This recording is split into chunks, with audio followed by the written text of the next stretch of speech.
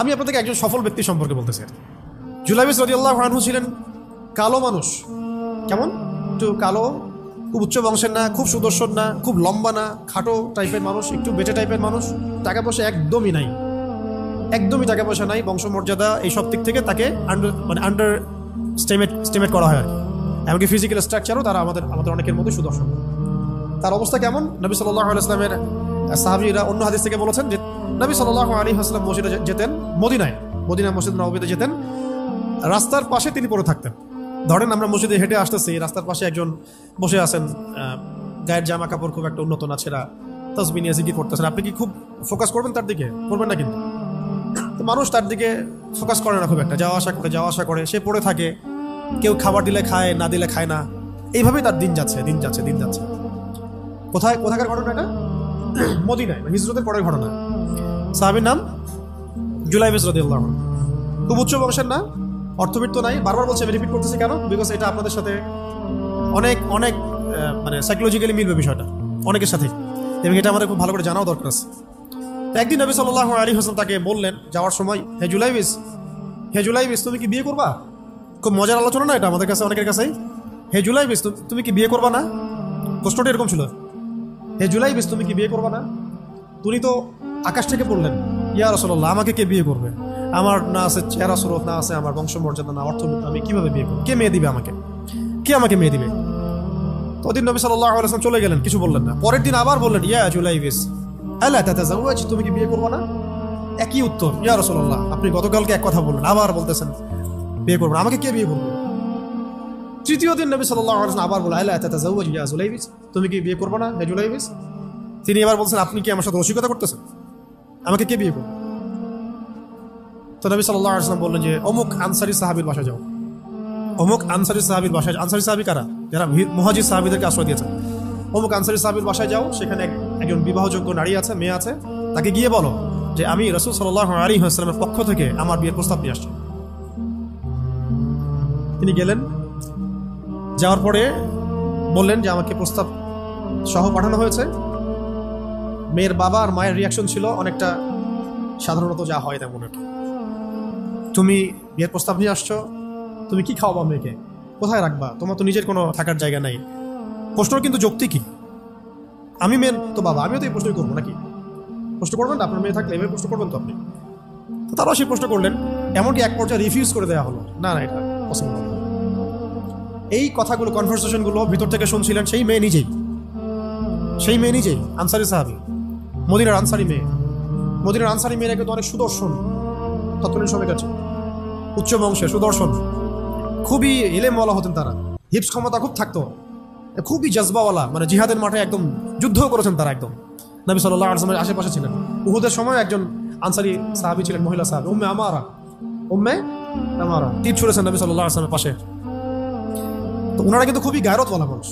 তিনি বলছেন, হে আমার বাবা মা, এই প্রস্তাব কে পাঠিয়েছেন? নবী সাল্লাল্লাহু আলাইহি ওয়াসাল্লাম। যে প্রস্তাব রাসূল পাঠিয়েছেন সেটাকে কিভাবে তোমরা ডিনাই করো?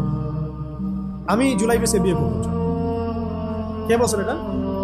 আপনি পুরো সিস্টেম খুঁজে এরকম একটা আনসারী সাহাবীর মতো মেয়ে আমাকে দিতে পারবেন? ইল্লা মাশাআল্লাহ, হইতে পারে ইল্লা মাশাআল্লাহ। তো ওই মেয়ে নারী সাহাবী, তিনি রাজি হলেন।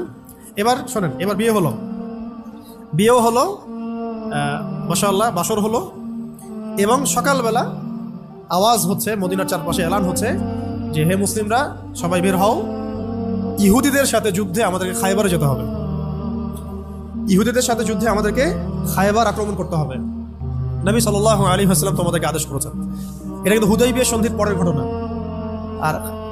আর ইহুদিদের সাথে আমাদের বেশ একটা যুদ্ধ হয়েছে, বনু কুরাইজার সাথে, বনু কাইনুকার সাথে, বনু নাজিরের সাথে, এবং ফাইনালি খায়বারে এদের সাথে। তো জুলাইবিস রাদিয়াল্লাহু আনহু বের হয়ে গেলেন যুদ্ধের জন্য, এবং খায়বারে যুদ্ধ হলো, খায়বার অবরোধ করা হলো, এবং খায়বার যুদ্ধের বিশাল হিস্ট্রি আছে, আপনারা পড়ে নিয়েন, লম্বা কথা। খায়বার দুর্গ জয় হয়, এবং এই দুর্গ পুরো জয় করতে, সবগুলো দুর্গ জয় করতে মোট 12 থেকে 16 জন মুসলিম সাহাবী শহীদ হন।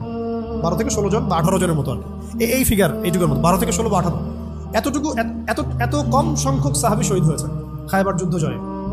আর ইহুদিদের তো বহু ইহুদি মারা গেছে। এবং খায়বার বিজয়ের পরে মুসলিমদের আর্থসামাজিক যে অবস্থান, মানে টাকা পয়সা, ল্যান্ড, গনিমতের মাল প্রচুর বেড়ে গেছে। এখন নবী করিম সাল্লাল্লাহু আলাইহি ওয়াসাল্লাম শহীদদের লাশ তালাশ করছেন, কোথায় কোথায় শহীদরা আছে তাদের মানে কবরস্থ করার প্রসেসিং হবে। উহুদ যুদ্ধেও তো হয়েছে না, ওই রকমই প্রত্যেকটা যুদ্ধেই তো এটা হতো। তো লাশগুলো তালাশ করতে করতে করতে করতে করতে একটা কর্নারে গিয়ে তিনি দেখলেন সেখানে জুলাইবিস রাদিয়াল্লাহু আনহুর লাশ পড়ে আছে। কার? জুলাইবিস রাদিয়াল্লাহু আনহুর লাশ পড়ে আছে, যার ব্যাপারে আমি গল্পটা বলছি আর কি। এবং তার গায়ে অসংখ্য তরবারের দাগ, ক্ষতবিক্ষত অবস্থা, এবং তার আশেপাশে মোট 1 2 3 4 5 6 7 8 9 জন ইহুদির লাশ পড়ে আছে। ছোট সাহাবী, বলেছি আকৃতিতে ছোট, খুব উঁচু বংশের না, অর্থ সম্পদ কম, দেখতে সুন্দর না, গতকাল বিয়ে করেছেন, কেউ তাকে বিয়ে দিতে যাচ্ছিল না। তার এক পাশে কয়জন ইহুদির লাশ? তার পাশে মোট 9 জন ইহুদির লাশ পড়ে আছে, মাঝখানে তার লাশ ক্ষতবিক্ষত অবস্থায়। এই অংশটুকু আপনারা পড়ে নিয়েন, পড়লে আরো ভালো ফিল করবেন, একা একা পড়লে আরো ভালো ফিল করবেন। নবী সাল্লাল্লাহু আলাইহি ওয়াসাল্লাম নিজে তার কাছে গেলেন। হাদিসের মধ্যে আসছে, সিরাতের কিতাবের মধ্যে আসছে, নবী সাল্লাল্লাহু আলাইহি ওয়াসাল্লাম নিজে তার কাছে গেলেন।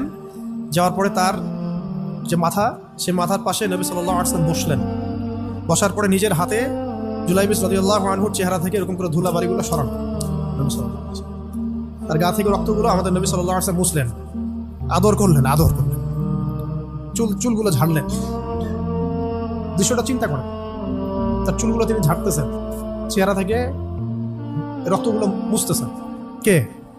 নবী সাল্লাল্লাহু আলাইহি ওয়াসাল্লাম তার চেহারা ধুলাবালিগুলো মুছতেছেন। নিজের এই পায়ের মধ্যে, উরুর মধ্যে তার মাথাটাকে নিয়ে এসে রাখলেন নবী সাল্লাল্লাহু আলাইহি ওয়াসাল্লাম। রাখার পর এভাবে আদর করতেছেন। আর এরপর উপরের দিকে তাকালেন, তার জন্য তো দোয়া করলেন, উপরের দিকে তাকালেন, তাকে চোখ নামাই নিলেন। সাহাবায়ে কেরাম তো আশেপাশে আছেন অনেকেই, বললেন যে ইয়া রাসূলুল্লাহ, আপনি এমনটা কেন করলেন, চোখ নামাই নিলেন কেন? তখন তিনি বললেন যে আমি দেখলাম যে জান্নাতের হুরদের মধ্যে অসংখ্য হুর ছুটে আসতেছে, কে জুলাইবিসকে আগে বরণ করবে তার জন্য। তিনি নিজে কাঁদলেন, জুলাইবিসের জন্য নিজে কাঁদলেন, নিজের হাতে তাকে এইভাবে উঠালেন। তিনি ছোট মানুষ ছিলেন। এরপর 2 হাত দিয়ে তাকে উঠালেন, উঠাই নিজের হাতে তাকে দাফন করলেন। দাফন করার পরে তিনি বললেন, ইয়া জুলাইবিস, হে জুলাইবিস, আনতা মিন্নি ওয়া আনা মিনক, তুমি আমার অংশ, আমি তোমার। হে জুলাইবিস, তুমি আমার, আমি তোমার। হে জুলাইবিস, তুমি আমার, আমি তোমার। এই কথাটা বললেন কে? নবী সাল্লাল্লাহু আলাইহি ওয়াসাল্লাম। এখন আপনাদেরকে আমি সাফল্যের মানদণ্ড কিভাবে বোঝাবো? এর বাইরে কোনো ভাষা নেই আমার কাছে। সাফল্য বলতে কি বোঝান? এই সিস্টেম সাফল্য বলতে কি বোঝায়? এই ওয়ার্ল্ড অর্ডারটা সাফল্য বলতে কি বোঝায়? এই বস্তুবাদী জগৎটা আমাদেরকে সাফল্য বলতে আসলে কি বোঝায়? সাফল্য বলতে বোঝাচ্ছে ঈমান। সাফল্য হলো ঈমান, বিশুদ্ধ আকীদা, বিশুদ্ধ আমল, আল্লাহর আনুগত্য, রাসূলের আনুগত্য, দুনিয়ার জীবনে মুসাফিরের মতো থাকা, যতটুকু প্রয়োজন ততটুকু সন্তুষ্ট থাকা, একজন নেককার স্ত্রী, সুসন্তান সন্ততি, আদর্শ একটা পরিবার, হালাল একটা রিজিক, বাস। ইসলামের জন্য দাওয়াত, তাবলীগ, মেহনত, দিন প্রতিষ্ঠার চেষ্টা, প্রয়োজনীয় জিহাদ, প্রয়োজনীয় শাহাদাত। আর কি আছে সাফল্য বলতে? এরকম সাহাবী একজন নয়, কিন্তু এক একজন সাহাবী সম্পর্কে এক একটা করে কথা বলা যাবে। হানজালা রাদিয়াল্লাহু আনহুর নাম শুনছেন? হানজালা রাদিয়াল্লাহু আনহু, তিনিও বিয়ে করেছেন একদিন, তার পরের দিন সকালে উহুদের যুদ্ধে গিয়েছেন। 70টা আঘাত সহ্য করেছেন, বলা হচ্ছে কিতাবের মধ্যে 70-80টা আঘাত তার দেহে ছিল। শহীদ হয়েছেন। উহুদ যুদ্ধে যখন সাহাবীদেরকে দাফন করা হচ্ছে, তখন তিনি নবী সাল্লাল্লাহু আলাইহি ওয়াসাল্লাম দেখলেন হানজালা রাদিয়াল্লাহু আনহুর লাশটা ভেসে আছে, বাতাসে ভেসে আছে, এবং লাশ থেকে পানি ঝরতেছে। সাহাবীরা জিজ্ঞাসা করলেন, ইয়া রাসূলুল্লাহ, এটা কেমন, এটা কিভাবে হচ্ছে? তখন নবীজি বললেন যে হানজালা গত রাতে বিয়ে করেছে, গোসল করার সময় পায় নাই, সে সকালবেলা চলে আসে যুদ্ধের মাঠে, ফেরেশতারা তাকে গোসল দিচ্ছে, এটার পানি পড়ছে, আমরা দেখতে পাচ্ছি। সাফল্যের সংজ্ঞা আসলে কি? আল্লাহ পাক আমাদেরকে আসলে দুনিয়ার হাকিকত বোঝার তৌফিক দান।